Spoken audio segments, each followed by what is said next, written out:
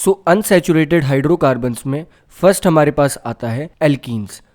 Alkenes alkanes से थोड़े से डिफरेंट होते हैं बस। वो कैसे होते हैं? एल्केन्स में हमने देखा था कि कार्बन के एटम्स के बीच में सिंगल बॉन्ड होता है, एल्कीन्स में कार्बन के एटम्स के बीच में डबल बॉन्ड होता है।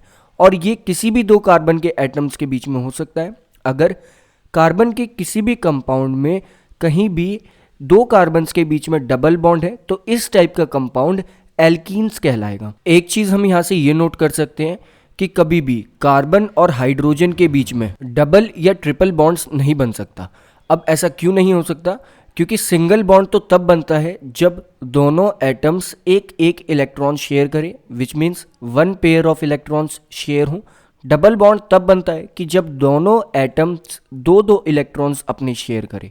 और हाइड्रोजन के पास अगर उसके आउटर मोस्ट ऑर्बिट में दो इलेक्ट्रॉन्स होते तो वो बॉन्ड ही क्यों बनाता? सो हाइड्रोजन और कार्बन के बीच में इस रीजन की वजह से कभी भी डबल बॉन्ड फॉर्म नहीं हो सकता। हाइड्रोजन और कार्बन के बीच में हमेशा सिंगल बॉन्ड ही फॉर्म होगा। सो अगर हमें एल्कीन्स प्रिपेयर करने हैं तो हमें कम से कम दो कार्बन चाहिए। So that's why smallest alkene हमारे पास होता है इथीन, जिसमें दो कार्बन होते हैं और दोनों कार्बन के बीच में डबल बॉन्ड होते हैं। नेक्स्ट अगर हम एल्कीन्स के जनरल फार्मूले की बात करें, लाइक हमने एल्केन्स में देखा था कि उनका जनरल फार्मूला होता था CnH2n+2, बट एल्कीन्स का जनरल फार्मूला होता है CnH2n। और यहाँ पे हमें एक चीज ये ध्यान रखनी होगी कि एल्कीन्स फॉर्म करने के लिए हमें मिनिमम दो कार्बन चाहिए।